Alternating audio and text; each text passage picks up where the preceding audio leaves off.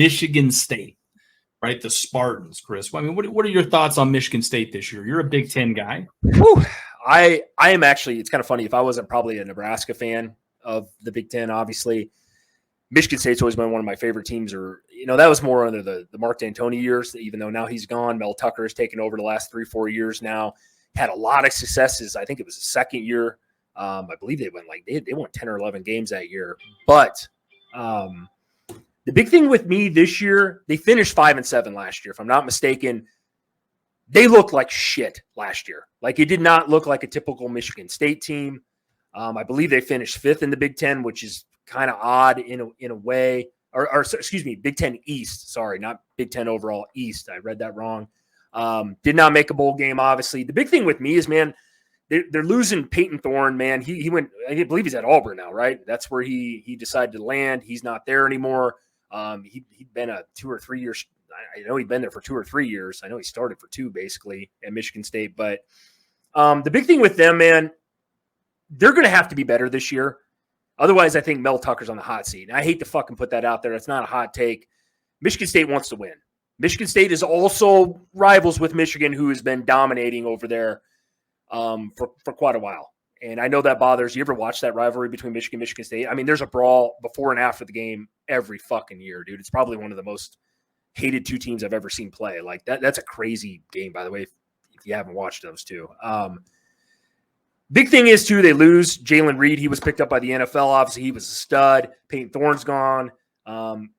Keenan Coleman, I think he went to Florida State. He was another receiver. So they're going to have to rebuild that fucking room this year, Christian. They don't have a lot coming back on the offensive side. I hate when you don't have your quarterback coming back. I think that makes it tough. We really don't know what to expect. I'm not saying, Peyton Thorne was a bad quarterback. I'm not. He was a veteran, especially in today's world of college football. That's huge to me personally, in my opinion. I think it's Noah Kim, I believe, is probably going to be the starter there. I believe he was actually recruited by D'Antonio. So he's been in that program for a long time. If I'm not mistaken, don't quote me on that, but I'm pretty sure that name rings a bell with me on that end of it. But, the big thing with them too, here to wrap my side of it, Christian, their fucking schedule is brutal this year, in my opinion. Like, brutal compared to like a Nebraska or a Wisconsin or even a Michigan or Ohio State. Like, their schedule's tough as shit.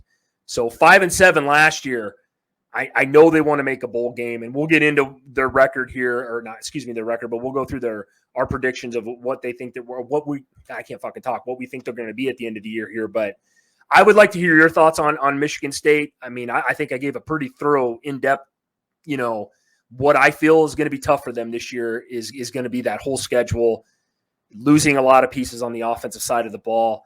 I believe they gave up 27 points a game last year, which is kind of high for Michigan State. They've usually had a pretty solid defense most of the time. I think they only scored 24 points a game last year. That's super low even.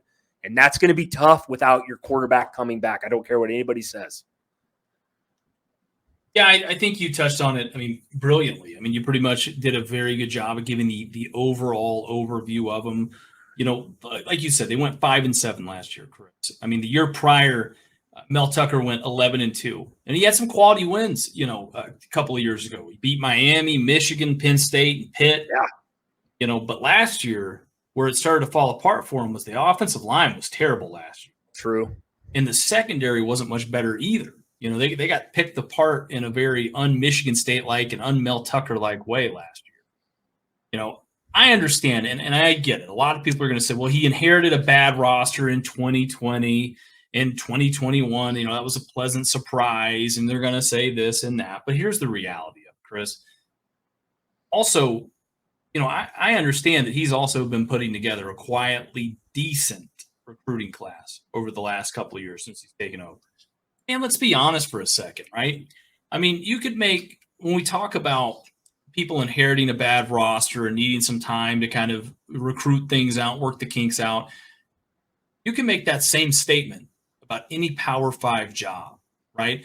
Because let's just be honest, right? It's so tough when you take a Power 5 job because a lot of people are transferring out now. You're going to have to rebuild the roster. It's probably not great. You're going to get your work cut out for you. Look, the excuses, they stop real fucking fast when you're getting paid millions of dollars, right? So, at this level, people are going to want to see how does he respond in the third year. So he's going to have to improve off of a 5-7 record. I think last year they also really missed Kenneth Walker. That was a really tough kind of transition away. He was a huge part of their offense, had a great season with the Seattle Seahawks. You touched on Peyton Thorne. He transferred to Auburn after battling injuries last year and kind of struggling to see some of the same success he had in 2021. Noah Kim, he's going to step in for him, right? A lot of fans actually of Michigan State believe he has better arm talent, man. And possibly he might have even looked better in the spring practices. So I could agree with that. I don't know if did you catch any of their spring game? I was looking at it, right? Okay. I was looking at it, and here's the problem. They didn't actually, I don't think they did like an actual spring game. They did more of like a spring sort of wrap up practice kind of thing. That's it was not yeah. Sorry. It wasn't a traditional game. So it was kind of hard to really look at as far as all that's concerned. But I mean, the kid, I did watch some of his throws. I mean, he looks like he's got great talent. I mean, he doesn't look bad at all. He's been there for a long time. Like I said, I'm pretty sure he's Mark D'Antonio. Like that was his last class, like before he stepped down or left or whatever, fired, whatever you want to call it. Basically, they ran him out of there finally after all those years. He's one of those kids, man. I know he's been on the roster for quite a while, dude. So like he should know the system. I mean, Mel Tucker's not an idiot. I don't think Mel Tucker's a bad coach. I think like you just touched on it very, very nicely, Christian, about inheriting this and that. You're getting paid a lot of money though, right? I mean, Lebanon, man, it's almost like you're damned if you do, damned if you don't now because you won 11 games right off the rip. Now everybody expects you to live up to that, right? Last year, I'll be honest with you, Michigan State, it was surprising to me how bad they were. And you touched on it. Their offensive line was fucking atrocious. They didn't run the ball like they normally do, right? I mean, usually Michigan State's got some crazy good back, Kenneth Walker. They had Le'Veon Bell back in the days. I mean, they've had some stud running backs, right? Usually a power, physical brand of football going on over there. They didn't look that way last year at all. And that's where I'm at too. And not to interject on your take here, but like I just had to hop in there with that because like I said, Kim did look good. I mean, from what I saw, and you're right, it wasn't a spring game. I don't even know what the hell you want to call that. I'm going to call it a spring game, but their spring season type of thing going on there. But no, he looked good. I mean, I was never like fascinated with Peyton Thorne. I really wasn't. I'll be honest. I'll piss some more Auburn people off. I'll be interested to see if he even starts down there because I going to the SEC is a much different conference than even in the Big Ten. I'll leave it there. Yeah, I mean, you make some good points there too. I mean, look, the thing with Peyton Thorne is I think he broke some records, in 2021 for him. He was lights out, and then last year again he was hurt. He battled injuries. It was a really interesting thing to see. Kind of again, he wasn't. You could tell he really wasn't himself, and the offensive line wasn't the same, and he didn't have that run game to really lean on either. So he took a huge step back. But it's going to be very interesting to see. I think Kim, he had 174 yards, 3 touchdowns last year in mop-up duty. So, I mean, like I said, we've talked about his arm talent. He's going to have to show it and step up big time if they've got a shot at it. Good news for him, though, is they get running back Jalen Berger back. He put up over 800 yards last year and 6 touchdowns. They also bring in UConn transfer Nathan Carter and USF Bull transfer Jaron Ingham to running back room as well. We love the Bulls out here. You touched on Keon Coleman, who transferred to Florida State. As far as I'm concerned, you're going to have to look for wide receiver Trey Mosley and tight end Malik Carr to step up and carry a lot of this load for them this year. I mean, they're going to have to do a lot more than what they did last year. Obviously, Mosley had 359 yards and 4 touchdowns, and Carr had 200 yards and 2 touchdowns. Also get a very talented slot receiver and someone that you and our favorite, show favorite Children of the Corn is very familiar with here, and that is Alante Brown. What are your thoughts on him? Man, he's uber talented. I've heard so many. That's a problem when you ask me a question like that, and I'm linked in here to Nebraska, but like you hear all sorts of different types of rumors. And I'm not going to go into that, but like it sucks. I just don't think I don't know how to word this. Like basically, like he's talented. He didn't get a lot of playing time here, really. We had like quite the rotation last year, and I'm going to be honest with you, dude. I don't think Scott Frost could tell his head from his fucking ass most of the time, or what he had for talent. I don't think that's news to anybody that follows me or this channel or even Christian for the most part. We both live in Nebraska here. Kind of sucks. I think we kind of missed out on him because I actually do think he's going to be pretty good. And I'll be honest with you. This may be a hot take for me, and maybe we can circle back to this later on during the year when football starts. I actually think he's going to be their number one.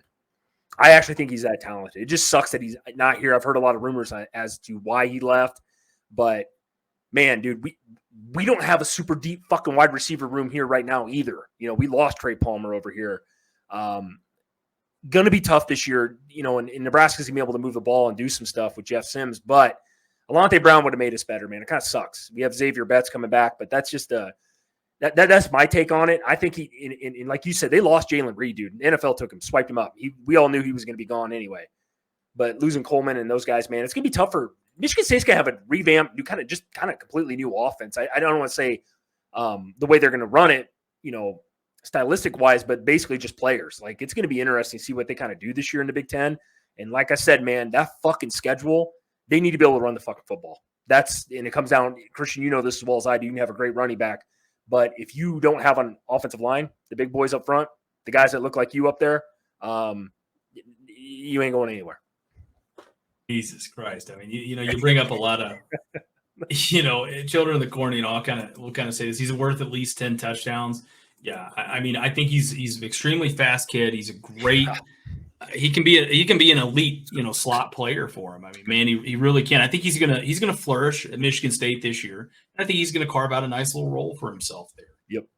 I think, and you touched on it beautifully, Chris. You talked about my brethren, the offensive linemen there. And, I think everything as far as the offense is concerned starts and ends with them. If they've got to be much more improved than they were last year for them to realistically have a shot. Yep. Yeah. I don't have much to add to Michigan State on that part of it on this topic because, like I said, I keep saying this. We'll dig into the schedule here, dude. It is fucking brutal.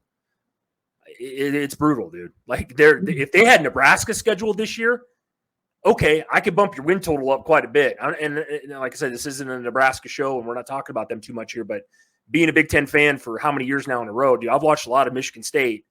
And what I saw last year and then what you guys have lost in your quarterback, Kim coming in, I think he's going to be okay. But you're going to have to be able to run the fucking football. Defense wasn't overly impressive either last year, Christian. Pretty goddamn weak. Yeah, I would say so. I mean, and Mel Tucker, he's a defensive-minded coach. Right? Exactly. I mean, he was Georgia's defensive coordinator at one point. Right? I got nothing but love for Mel here. But here's the thing, man. It's a little concerning to see in year 3 of a coach, they were ranked 103rd in total defense and 87th in passing yards allowed last year, especially in a conference like the Big Ten. Yeah, but they don't throw the ball a ton. Yeah, where apart from Ohio State, it's not exactly super lights out on offense. Excuse me. Jesus. Super lights out on offense, right? The good news is, though, right? The good news of all this is they do get a superstar middle linebacker back in Cam Holiday. Yeah, I'm going to read you a stat line from last year. Well, I'll just read this one. He had 120 tackles last year by himself. That's impressive. So that's a really good thing when you get the heart and soul of your defense back. They also bring back Will linebacker Jacoby Winston. He had 5.5 sacks last year. That's pretty good too. As an outside edge rusher. Defensive line, they bring in the number 12 defensive end last year from Texas A&M. It's Tunmaize Adelian. We're just going to say Tunmay Sue Adele. There you go. Sorry about I butchered your name. Right, and they're going to pair him up with Simeon Barrow, who had 4 sacks last year as well. Look, I think their front seven, Chris, is going to be much, much better, right? It's going to be much better this year. It's got to be, right? I mean, if it isn't, I think Mel Tucker, like I said, it's going to be on the fucking hot seat, man. I do, and I hate to say that. I like Mel Tucker just as much as you do. It's just they got to win. Michigan State, man, that is one program I started off the show kind of talking about them here. I like them a lot. They remind me of a kind of like a Nebraska program in a way, which obviously I relate to, but it's just that I always liked Mark D'Antoni, defensive minded guy, always had great backs, right? Kind of like Wisconsin in a way, right? Smash mouth football, tough in every fucking game. Didn't matter if they're playing the number 1 team, and usually it was Ohio State or Penn State or Michigan. They always played them super, super tough. And Michigan State always thought, they had a lot of class usually. now it's like, I'm not saying the class part of it. It's just like last year was such a disappointment for, I think Michigan State fans would agree, right? I mean, 5-7 is not good, man. It's not. You don't make a bowl game. You don't go anywhere. I know a lot about that, being a Nebraska fan lately. They got to get it turned around. And you said it perfectly. Just like Children of Corn said, we know offensive, defensive line. That's where it's won, right? Especially in the Big fucking 10. Defense has got to improve. They do bring back some pieces. Does it happen? I mean, I can't tell you that it does. I can tell you if the schedule is a little different for them. I think it definitely would be better. But again, we're going to get into that here shortly, guys. We'll talk about the schedule. Christian, I'll kick it back over to you here quick. Yeah, I mean, he brings up a really good point there, and I'll kind of say this when we get back on topic. But it's, if you've got one of the two, you can reach a bowl game. I mean, if you've got them both, you can play teams like a Georgia, like an Alabama, right? Yep. As much as that pains me to say, but I mean, you think about it. Even Deion at Colorado, or actually before he was at Colorado, when he was at Jackson State, they asked him, can you take on Alabama? And he said, not right now. We got to get, a defensive line and kind of build the trenches. That's what we've got to do. And that's the only shot we've got to actually play with those teams, right? And I think that really does ring true for just about any school out there. For me, though, I think they're going to be better this year. They've got some talent there. They've got to make sure that it fits on the field, not just on paper. The corners are going to be much better this year, too. They've got two transfers that have played in this conference. In Wisconsin transfer Samar Melvin, and Iowa transfer Terry Roberts. They just announced that, I think, a couple of days ago. For me, Chris, the biggest question mark on their defense is going to be in the backfield there, right? The back half of that secondary with both safeties. I mean, both starters, Dylan Tatum and Jaden Mangum, they played very sparingly last year. So anytime that you've got two guys that haven't played well, sometimes it can go very well or haven't played much at all. Sometimes it can go really, really good for you because they're just really talented and they've just kind of snuck by. And sometimes you can get kind of burned with it, literally speaking. So it's going to be interesting to see. But I think we've pretty much touched on just about all of their roster. So if you're a Michigan State fan, hopefully we did you some justice on this here. Let's get into their record predictions, Chris. All right, let's pull this up here. All right, there we go. This Chris, is what I wanted to talk about, man. Let's be honest here. I'll switch to the headset. Sorry, we're having some audio difficulties there. So, when we look at Michigan State's record or their schedule here, they start the season off at Central Michigan. I think they've got a good shot at winning that, obviously. Then they go to, they're playing Richmond, another good shot there. Washington, there's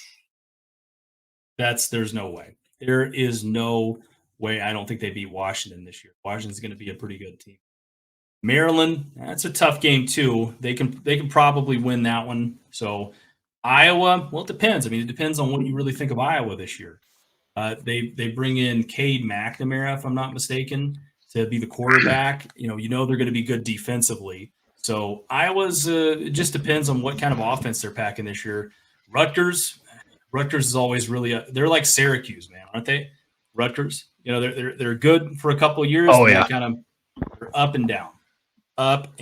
So Michigan, I don't got them in that one. Minnesota's a tough game, but again, I think same thing. I think they could beat Minnesota if they bring the right stuff and they get on a roll.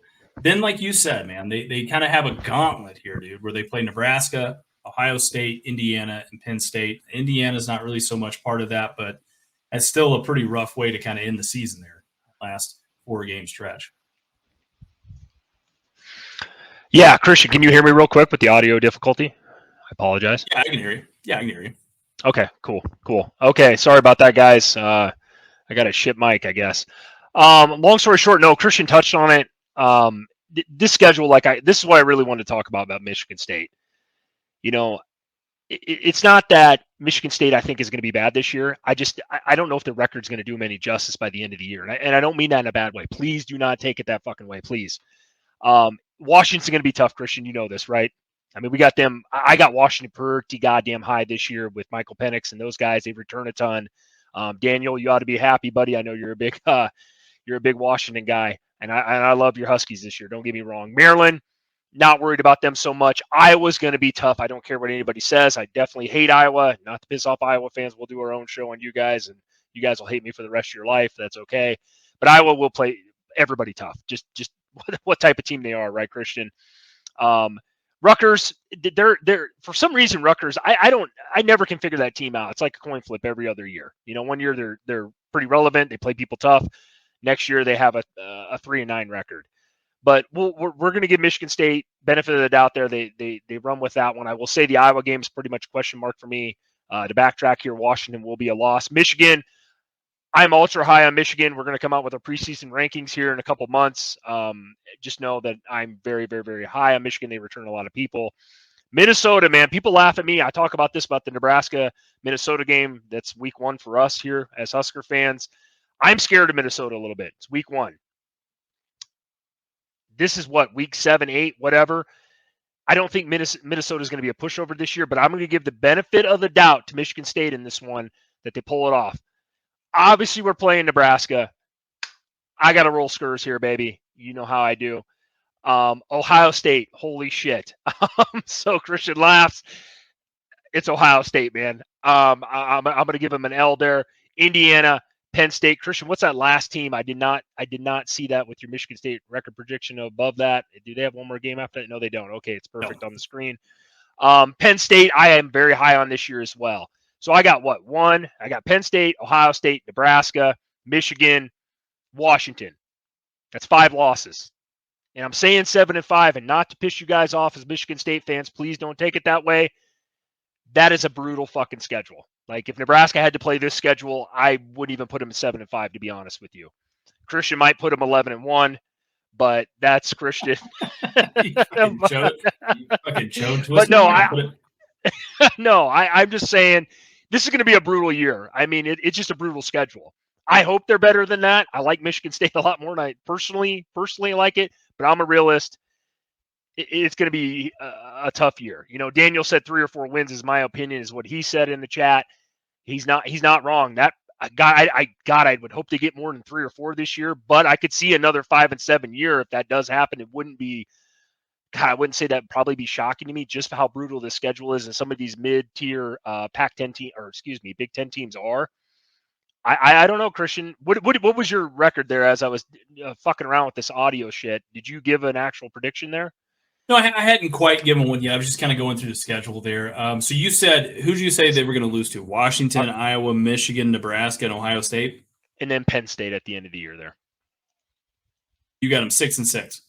Okay, they only got 12 games there. You're right, 6-6. So, yeah, I do. Yeah, I do, and I know, guy, that it pains for me to say that because I actually think Michigan State's going to be actually a pretty good team this year.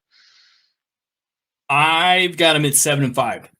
So I got them at 7-5. I got Washington. I got losses to Washington, Iowa, Michigan, Nebraska, Ohio State, and then I think that last game of the year, right? I think they pulled off the upset because look, Penn State, they've got a really young, talented quarterback in Drew Aller.